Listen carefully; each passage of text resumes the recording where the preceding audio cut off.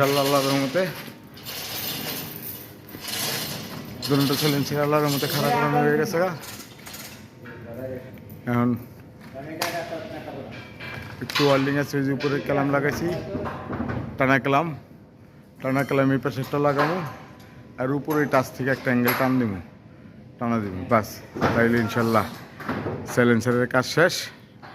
তারপরে এখন শুধু গ্লাসুল পেছাবো।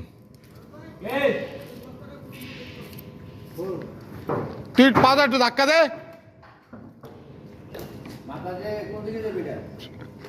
এমনি হ্যাঁ এমনি আছে, ওই মাথা একটু বাম দিকে যাবো, আপনার ডান দিকে।